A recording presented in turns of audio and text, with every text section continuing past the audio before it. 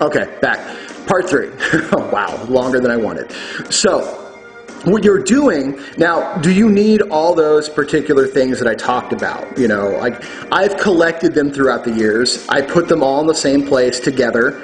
I put them, you know, so each of those things that I use have been used for that planetary sphere over and over and over again.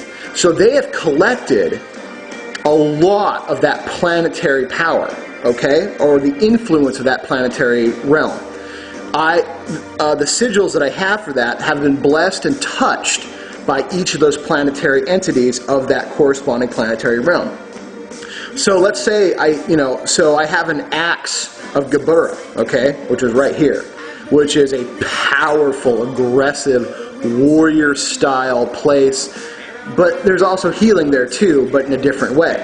I take out that axe of Gabura, and the energy is so intense that I've had people become very uncomfortable just seeing it out. I've got to cover it up. I mean, it really honestly is. It has that strong of a power, okay? I have a wand or a scepter that is related to Zeus.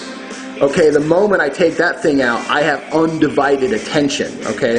This is Hest. This is a place of leadership, compassion, and mercy, business, finance, and kingly and queenly powers. So, I mean, these are things that are just been touched and flooded, and so whenever I do automatic writing, I take these implements out, I put them, they instantly connect me with that planetary energy.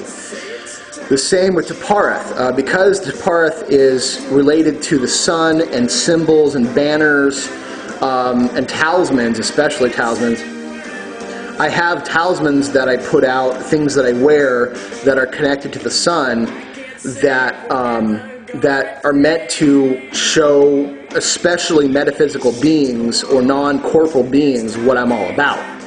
So I put those things out. Those things have been blessed. I put those on. I travel to an astral realm and I beam like the sun. Everything around me knows who the fuck I am. Everything around me knows what the fuck I'm about. And I generally am not bothered unless something truly powerful comes through and either wants my attention or wants to intimidate me. Depending on who and what it is how I react. But, so you don't necessarily need things. I mean, it's good to have them. It's good to have like a candle at least and the color of the corresponding planetary influence while you're writing, okay? That at least gets you in the mindset of what it is. It's also good to know the planetary symbol for that planetary realm. Outside of that, that's all you need. But you'll start to find out, you'll start to collect itty-bitty little things that you'll all put together within the same planetary realm. So I have my little, citrine is the stone of Tapareth. So I have a little citrine lion. Now I got this as a gift, and it was weird because I went back and I'm like, oh, citrine is the stone and lion is one of the animals. And I was like, wow, here's both. So it's funny how these things will start to come to you. And so I put them all in the same little pouch, which I have like a little Tippereth pouch that I put away. And when I'm doing work with Tippereth, I take it out, I lay everything out, and then I put it all away back in the same place. You know, and so all those energies intermingle and become stronger, and then they're blessed with that that planetary sphere. So if I have someone who really needs healing, I'll give them that citrine lion for a little bit to put next to their bedside.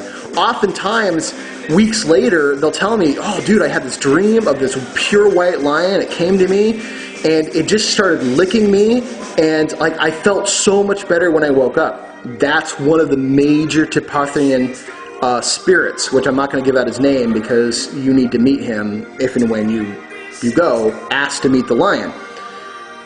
Beautiful, powerful creature, and one of our favorite entities within the realm. I do a lot of work with him. So, interesting enough, Aslan from the oh my gosh. My mind's going blank. Anyway, you know the movie they did about Narnia. Aslan was a representation of that particular lion, and it's not the Lion of Judah. Believe me, it is not the Lion of Judah. Man, I hate when people make that comparison. And I have that on very good authority by a man who knew the guy who wrote those books. So you don't need all those different trinkets and baubles, but they do help connect you to that planetary sphere, and over time they become flooded and charged with the energies of that planetary realm. So just make sure that it's correct correspondence. You don't want to start mixing weird, funky things together, because when that happens, you begin to invite entities of other bizarre mixture of, planetary areas that are not well known. There's like a lot of the Gotia style creatures come from those places that they're not known about. It's not clearly understood who and what they are or what they represent. They're bizarre. They say strange shit. They want bizarre things to be able to summon them. It's much like the Transplutonian entities and the book we have that has all their sigils and things that I just stay away from completely. They want you to do things that are just appallingly awful to get them to notice you and to come to where you are. Most of which would put you in jail, at the very least. They're truly disgusting things. However, within the planetary sphere of the things that we work with, nothing is going to ask you to do that kind of stuff. And if they do, you need to really step back and go, what am I working with here? Because there's a really good chance you've gone in it and you are now working with the Colopian style planetary sphere, and you need to back the fuck out very quickly. You don't need to be part of it, you don't need to be around it, and it's just going to drag you closer and closer to the Illuminati style magic, which they feel they're going to ascend in what's called the Assisimus to the highest realm of the Luciferian glory and become gods. I don't know what makes them think this is going to happen, because for that to happen, Lucifer would eventually have to step down. That's not going to happen. It's not going to happen. He's going to let them get close enough, but he's just going to suck them dry and kick them out when he's done with it, and then recruit more people to come back in. This is the Luciferian current on the Colopian form, okay? All right? All these other spheres have Molech and Beelzebub and Mammon and Satan and all these other energies that could be named different things, okay? But these entities have a particular vibration and particular way of operating, okay? That you can call their particular mode of operandus an energy current, okay? Now, we call this the Luciferian energy current, although there are other names for it. It doesn't really matter. There's a number of entities that battle for supremacy in the Colopian form, and call for followers to help them achieve their upper hand. Whether or not they'll ever get it, I would pray that never happens. But whatever, they exist.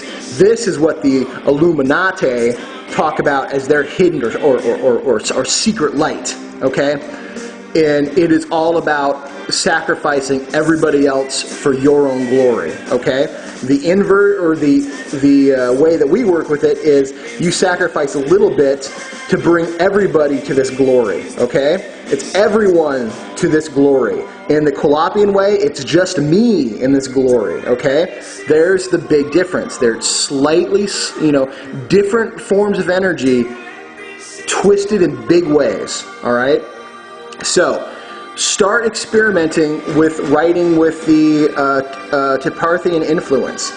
I think you'll find it to be a rewarding and healing and cleansing experience. And get back to me. We'll try to help you any way we can.